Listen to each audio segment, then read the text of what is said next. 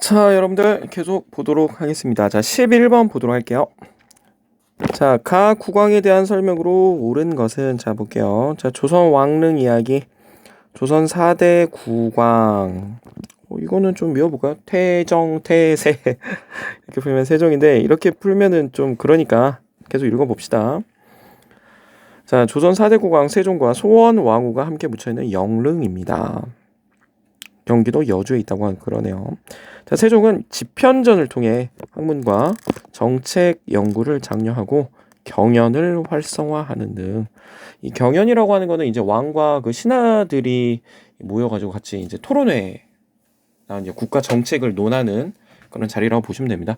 이 세자와 함께하는 그런 토론회를 서연이라고 이야기를 하죠. 자, 집현전 4대 공황 정도가 핵심 키워드가 되겠네요. 조선 세종이에요. 자, 뭐 나중에 설명을 드리겠지만 여러분들이 고려는 네 사람만 기억하면 된다 그랬었잖아. 태조 왕건, 광종, 성종, 공민왕.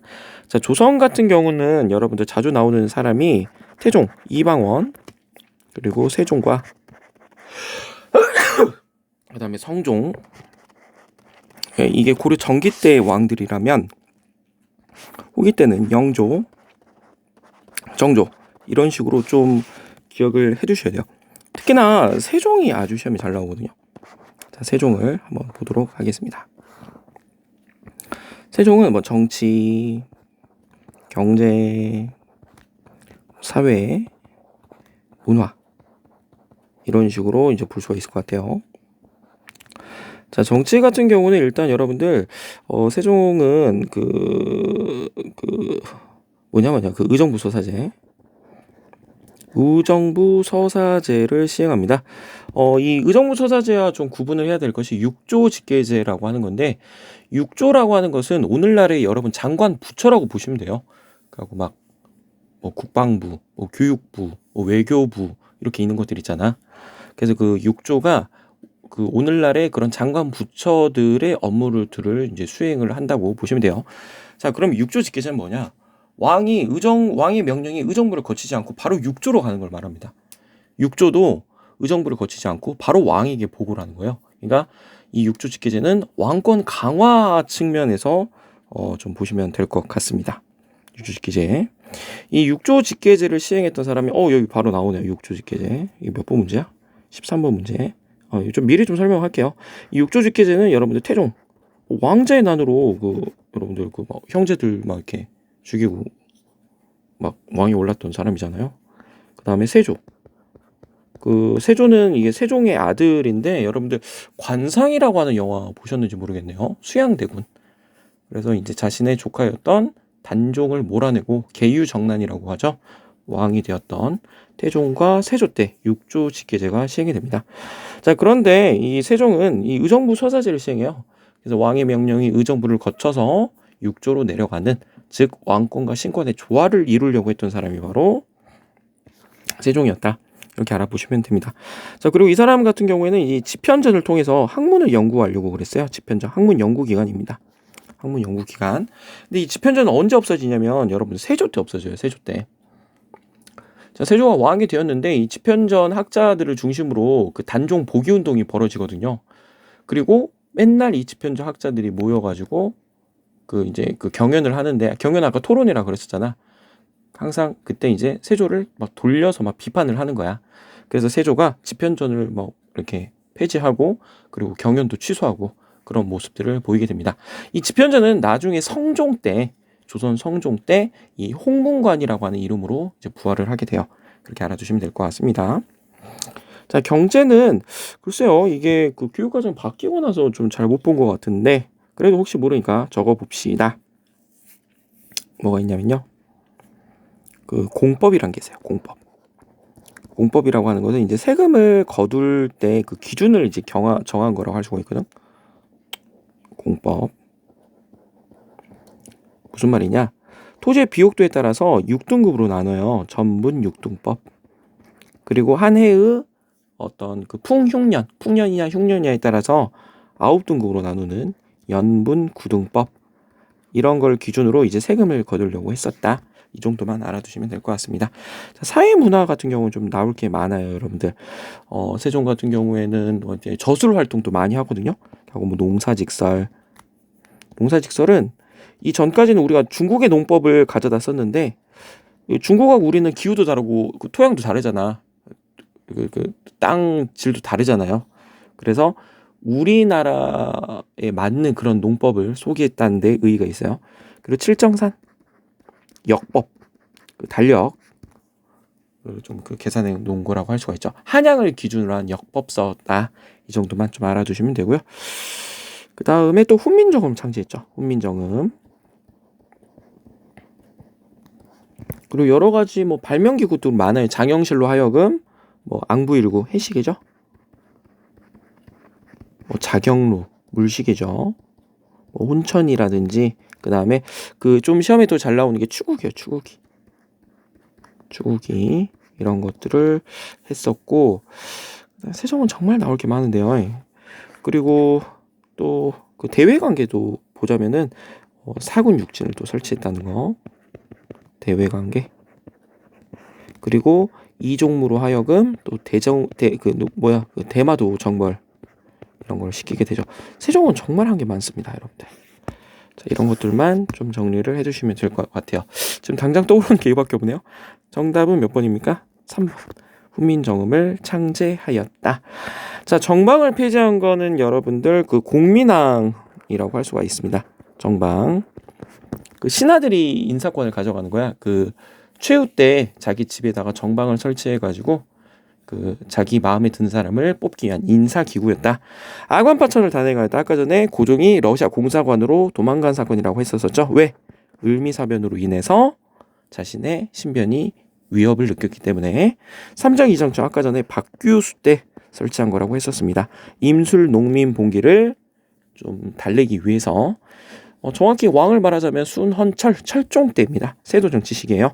교육입국 조서 가보 2차 개혁입니다. 가보 2차 개혁. 자, 이 교육입국 조서를 통해서 이제 만들어진 학교가 뭐 한성 사범학교, 그다음에 뭐 소학교, 한성 중학교 정도가 되겠습니다. 12번 보도록 할게요. 자, 교사의 질문에 대한 학생의 답변으로 적절한 것은 정약용이 나왔네요. 정약용은 여러분 조선 정조 때 인물이라고 보시면 될 것 같습니다. 뭐 수원화성을 만들 때 그 책임자였고 그 거중기 그리고 또 배다리 이런 걸 만들었다. 그리고 이 사람은 이 전에도 설명드렸었지만 실학 그 중에서도 중농 학파로서 이 여전론과 그리고 정전론을 주장했었던 실학자였다.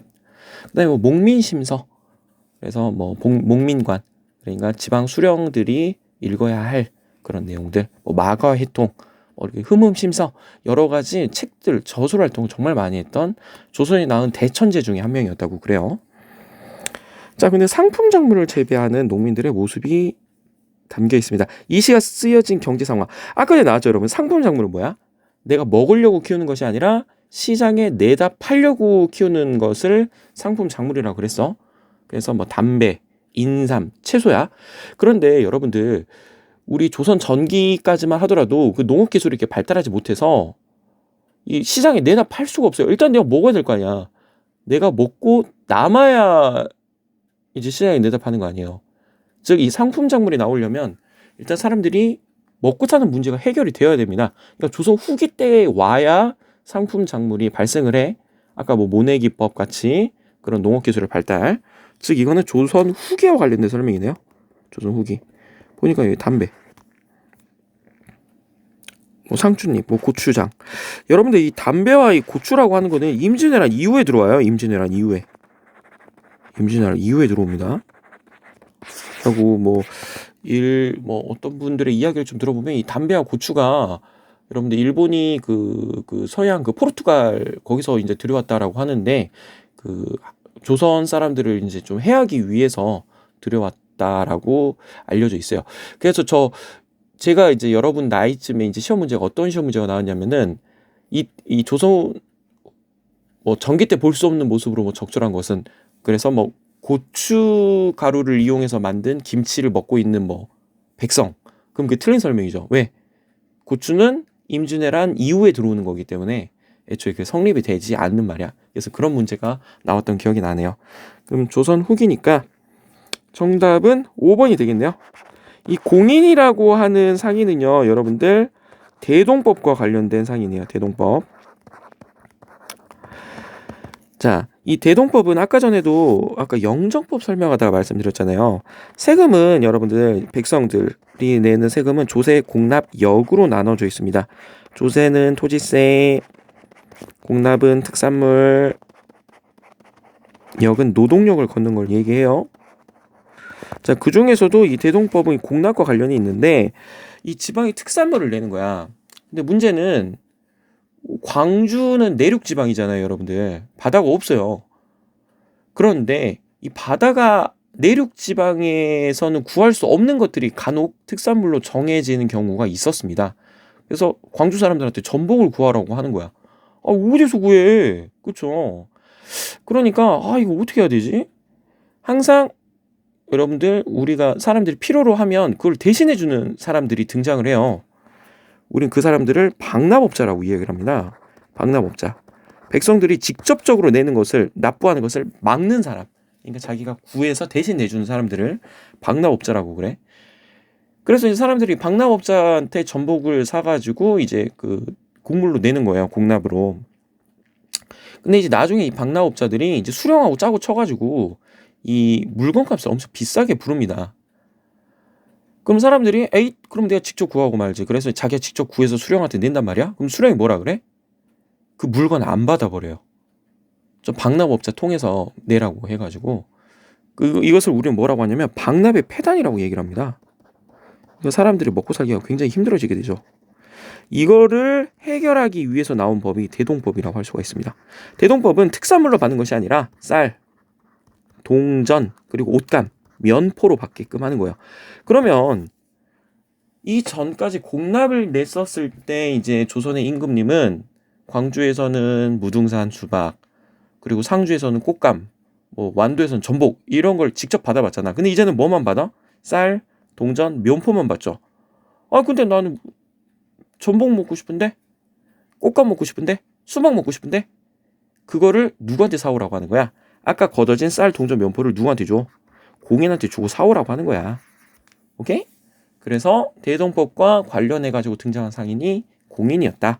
자, 그러면 이 공인이 그냥 뭐 1,000원짜리 들고 시장에 나타나겠어요? 아니지. 아까 전국에서 걷어진 쌀, 그 몇 억을 들고 나타난단 말이야. 그러면은 그 시장에 공인이 떴다라고 하는 거는 그만큼 사람들, 상인들이 이 공인한테 물건을 막 갖다 대겠죠. 그래서 상품 그 화폐 경제가 발달한다는 거야. 사람들이 서로 사고 팔고 그리고 좀 더 그 돈 거래를 쉽게 하기 위해서 화폐를 사용하고 그래서 상품 화폐 경제가 발달하였다라고 한다는 거야. 자, 건원중보는 여러분들 고려 때 쓰여진 화폐인데 고려 초창기 성종 때 만든 거예요. 근데 건원중보가 시험에 나온 적은 없어요. 아까 은병 이걸 다른 말로 활구라고 한다 그랬었지? 그 정도 알아두시면 되고요. 우경, 소로 밭을 경작하는 걸 얘기합니다. 신라 지정왕 때 뭐 이렇게 장려되었다고 하는데 지정왕 때 보급되었다라고 보기엔 좀 힘들고 그 전부터 아마 보급이 되어서 이 지정왕 때 활성화된 게 아닌가 싶다. 그렇게 보여집니다. 금융실명제는 여러분 김영삼 대통령 때죠. 김영삼. 남면북양 정책. 남쪽에서 면을 키우고 북쪽에서 양을 키운다라고 하는 건데요. 1929년에 세계 경제 대공황이 터지면서 이 일본은 자국의 어떤 그 옷감을 생산하는 그 의류업을 좀 보호할 필요가 있었습니다. 그래서 그 재료를 한반도에서 구하기 위해서 남면 북양 정책을 취했다. 이게 1930년대 관련된 설명이라고 할 수가 있겠죠. 일제강점기. 그래서 답은 5번이다. 자, 13번 볼게요. 밑줄 친 조약의 결과로 옳은 것은 헐버트라고 한 사람이 나왔네요. 미국인이에요. 미국인.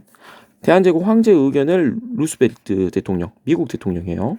미국 대통령에 전달하고자 했다. 자, 이 조약이 강압에 의해서 행해졌기 때문에 무효라고 선언했다. 이 조약은 외교관계 업무, 외교권이 박탈되었네요. 강압적으로 체결되었네요. 을사늑약이라고 할 수가 있겠네요. 을사늑약. 1905년에 이 늑자가 강제 늑자입니다. 강제 늑자. 강제로 체결되었다 자, 그럼 을사늑약 내용을 좀 살펴보도록 하겠습니다. 여러분들 이 1904년에 무슨 전쟁이 터지냐면 러일 전쟁이 터집니다. 좀 넓게 쓸게요. 여기 이렇게 봅시다. 1904년에 러일 전쟁이 터집니다.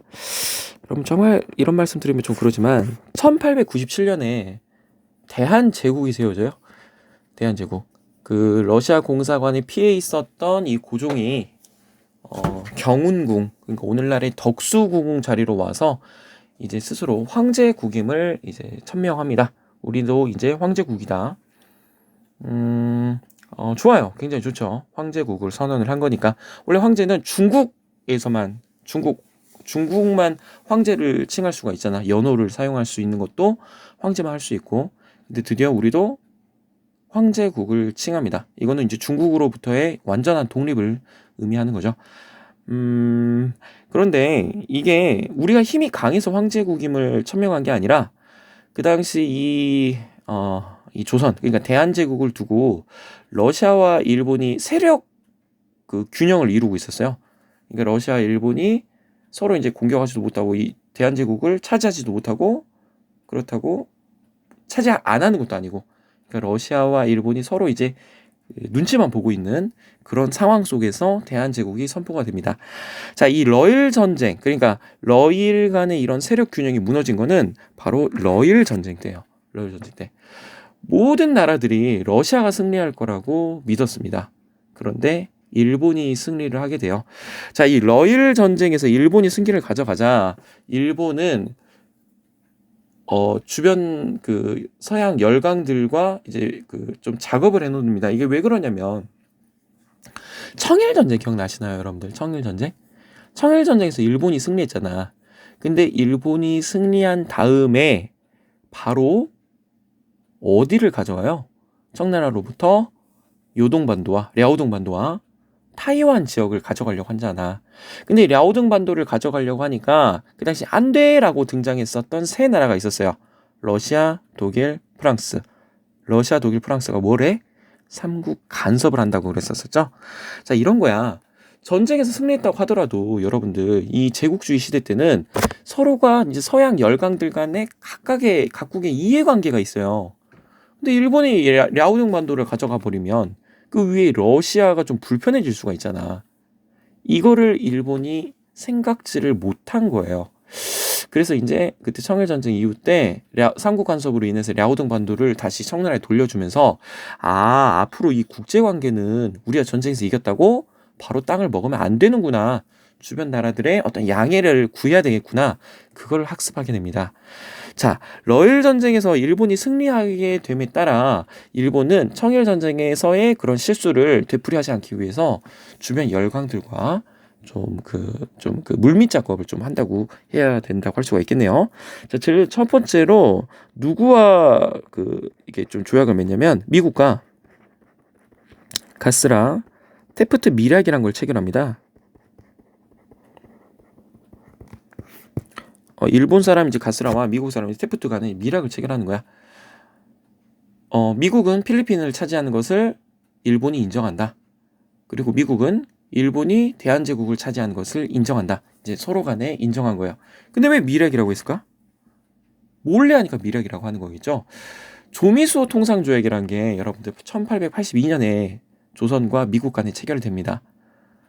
근데 그 조미수호 통상조약에 무슨 내용이 있냐면 거중조정이라고 하는 내용이 있어. 조선이 위기에 처했을 때 미국이 조선의 일을 적극적으로 돕겠다라는 내용이 있었거든. 근데 이 가스라 테프트 밀약은 거기에 정면 배치된 이야기잖아. 안타까워요. 근데 지금 뭐라 그래? 이 가스라 테프트 밀약을 체결된 것을 고종은 모르고 있었던 거야. 왜? 밀약이었으니까. 그리고 같은 미국인이면은 좀 이야기를 들어줄 것 같아서 그 당시 국내에 들어와 있어서 이 헐버트라고 한 사람을 사신으로 보낸 거야. 안타까워요. 고종이 너무 안타까워. 그 당시 국제 정세를 너무 모르고 있었다는 거죠. 안타깝습니다. 자, 그 다음에 영국과는 무슨 작업을 하냐면 제 2차 영일동맹을 체결해요. 영일동맹. 자, 일본은 영국이 인도를 차지하는 것을 인정하겠다. 영국은 일본이 대한제국을 차지하는 것을 인정하겠다. 상호 인정하겠다. 그 내용이에요. 자, 그 다음에 러시아하고는 포츠모스 강화 조약을 체결하게 되고 이제 러일 전쟁에서 일본이 승리하게 되는 것을 공식 인정하게 되는 것이죠. 자, 이제 주변 나라들과 이제 이해관계 이제 끝났어요. 이제 대한제국을 먹으면 돼요. 근데 한 번에 먹으면 탈이 날 수가 있기 때문에 차근차근 아주 철저하게 진행이 됩니다. 제일 먼저 한 것이 제2차 한일 협정이라고도 하고 제2차 한일 협약이라고도 하는데 우리는 그냥 을사늑약이라고 얘기를 할게요. 제일 먼저 외교권부터 빼앗습니다. 왜? 조선정부, 즉 이 대한제국 정부, 이 조선정부는 옛날부터 자국에 좀 위기가 처했을 때 항상 외교를 통해서 그 위기를 해결하려고 그랬어요. 자, 이모군란 때 누구한테 도와달라 그래? 청나라한테 도와달라고 하죠. 갑신정변도 청나라가 개입해서 이제 해결을 하죠. 동학농민운동도 청나라를 통해서 해결하려고 합니다. 그죠? 자, 그 다음에 아관 파천이 일어났었을 때 또 러시아한테 또 도움을 요청하는 그런 모습들을 보여요. 그죠? 그러니까 항상 이 조선 정부는 그 자국의 위기 상황을 외교를 통해서 해결하려고 했단 말이야. 일본 입장에서 그게 너무 까다로워요. 그래서 제일 먼저 외교권부터 박탈을 시킵니다. 그리고 통감부라는 것을 설치해가지고 이제 앞으로 이 대한제국의 어떤 외교 업무라든지 다른 전반 업무를 이 통감부고 해결하라고 할 겁니다. 이 초대 통감이 이토 히로부미라고 하는 사람이야. 이토 히로부미. 나중에 안중근에 의해서 제거되는 인물이죠. 자, 그럼 이 을사늑약으로 인해서 여러분 외교권이 박탈당한다라고 하는 것은 거의 나라가 넘어가기 일보 직전이라고 하는 겁니다. 가만히 있으면 고종은 진짜 바보겠지. 그래서 이 을사늑약의 부당성 그리고 다른 나라에게 좀 도움을 요청하기 위해서 고종이 했었던 조치가 있습니다. 그것이 바로 네덜란드 헤이그에 특사를 파견하는 거야. 이준, 이위종, 이상설 이 세 사람을 네덜란드 헤이그에 파견해가지고 도와달라고 합니다. 왜 헤이그냐? 그 당시 만국 평화회의라고 하는 회의가 네덜란드 헤이그에서 열리기로 예정이 돼 있었거든. 그럼 일본은 이 사실을 알고 가만 놔뒀을까요? 방해를 했겠지. 그래서 이 세 사람은 그 회의장에 들어가지 못하고요. 그 회의장 밖에서 그 기자회견을 하는 대로 이제 만족을 했어야만 했었다. 자, 이 헤이그 특사가 이제 원인이 되어서 고종은 어떻게 되더라? 강제 퇴위되게 되고 그의 아들 순종이 이제 대한제국의 마지막 황제가 되게 되는 것이죠.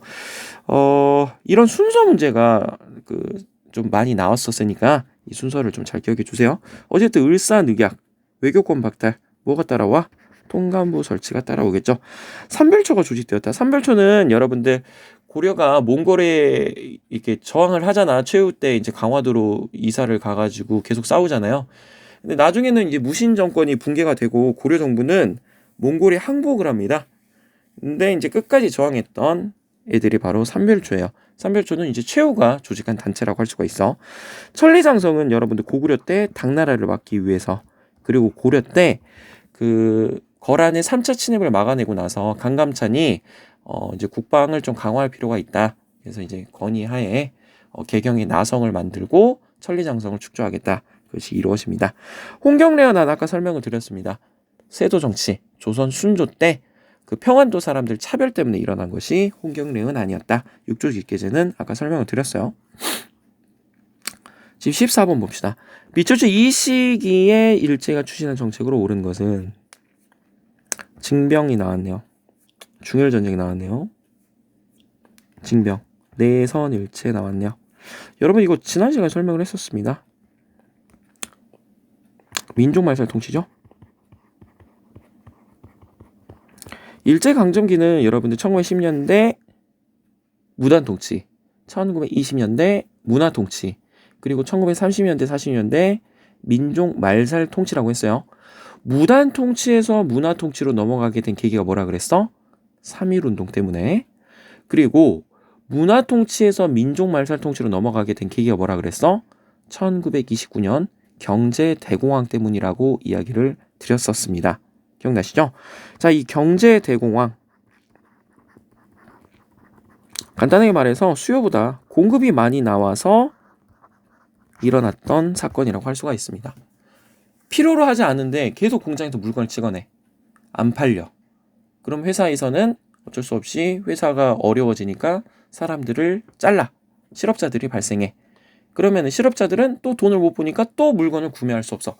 이런 식으로 계속 악순환이 되는 그런 상황을 경제 대공황이라고 합니다.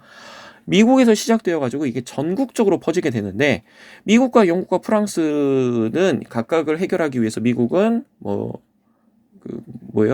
뉴딜 정책.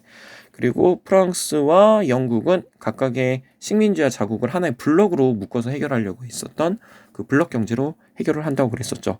하지만 독일, 이탈리아, 그리고 마지막 일본, 얘네들은 이것을 어떻게 해결하려고 했냐면 전쟁을 통해서 해결하려고 그래요. 전쟁. 그래서 2차 세계대전을 이 세 나라가 일으키게 됩니다. 자, 그럼 일본 같은 경우에 제일 먼저 아까 전에 어떻게 아까 한다 그래서 남면 무경 정책가 나왔었죠.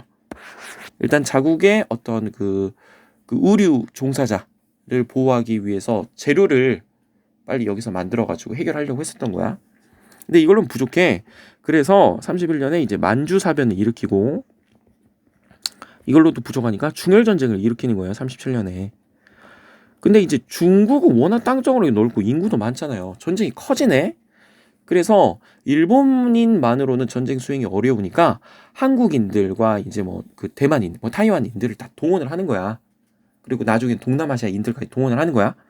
그래갖고 걔네들을 어떻게 끌고 가? 이제 노동자를 끌고 가는 거야. 징용. 병사를 끌고 가는 거야. 징병. 그리고 여성들을 또 끌고 가는 거야. 그 일본군 위안부로 끌고 가는 거야. 그리고 물자도 부정하니까 자꾸 생각이 안 나네. 공출. 공출. 그 물건들을 막 이제 공출이라고 하는 이유로 쌀이라든지 철, 숟가락, 구리 이런 걸 다 이제 다 뺏어가고요. 그리고 이제 쌀을 아껴 써야 되니까 국가에서 이제 배급을 해줘요. 배급제. 이런 식. 자, 그 다음에 그런데 얘네들 우리 끌려갔던 사람들은 이게 일본 사람들이 아니잖아. 일본을 위해서 싸우다 죽으라면 죽겠어요. 그러니까 철저한 세뇌 교육이 필요합니다. 그래서 이때 이제 한국 신민서사. 저는 일본인의 충성스러운 시민입니다. 이걸 외우게끔 하고, 그리고 궁성요배. 일본 천황이 있는 동쪽을 향해서 아침에 사이렌이 울리면 왱 그래서 동쪽을 통해서 인사를 시키게끔 하는 거, 이런 모습들을 보이게 됩니다. 자, 여기서 내선일체라고 하는 거는 내가 내지, 그러니까 일본이 그 당시 중심이었잖아요. 일본과 조선은 한 몸이란 뜻이에요. 한 몸이란 뜻. 이렇게 알아두시면 됩니다. 이거랑 같은 말이 일선동조론이라는 게 있어요. 일선동조론. 일본과 조선은 조상이 같다. 그래서 이 시기 때 볼 수 있는 모습들이었습니다. 정답은 5번이 되겠네요. 그렇죠, 5번. 상평통보는 이제 조선 숙종 때 만들어진 동전이라고 할 수가 있습니다. 다른 말로 엽전이라고도 해요. 엽전. 교정도감은 고려 이제 최충원 때 만들어진 기구라고 할 수가 있고요. 군국기모처는 가보 1차 개혁입니다. 가보 1차 개혁. 가보 1차 개혁 때 이제 주요 기구였고, 노비안건법은 광종이라고 설명을 드렸죠. 노비안건법하고 과거제 세트로 온다는 거 기억해 주세요. 자, 자료에 나타난 민족운동의 영향으로 오른 것은 퇴양안 나왔네요. 민족 대표 나왔네요. 탁골공원 나왔네요. 쉽네요. 3.1운동이죠. 3.1운동이 나온다면 여러분 두 가지밖에 안 나온다 그랬었지? 이 3.1운동을 계기로 대한민국 임시정부가 만들어지고, 그리고 이것을 계기로 일제가 무단통치에서 문화통치로 통치 방식을 바꾸게 되더라. 이 민족대표는 33인이라고 하죠. 민족대표 33인. 이들은 원래 여러분들 일본에서 진행된 28 독립선언이라든지 만주 쪽에서 진행된 무호 독립선언이죠. 무호 독립선언, 여기 이제 영향을 받아가지고 이 탁골공원에서 이제 준비를 했었어요, 원래. 근데 이 민족대표 33인들이 생각했었던 것보다 훨씬 더 많은 사람들이 이제 탁골공원에 모여 있는 거야. 그래서 급하게 이제 퇴역안이라고 하는 그 요리점으로 이제 장소를 옮기게 되고, 이제 민족 대표 33인들만 여기서 태화관에서 독립 만세를 외치고 이 일본 경찰서에 이제 자수하는 그런 모습을 보입니다. 자, 탁골공원에서 왜 독립선언을 안 하지?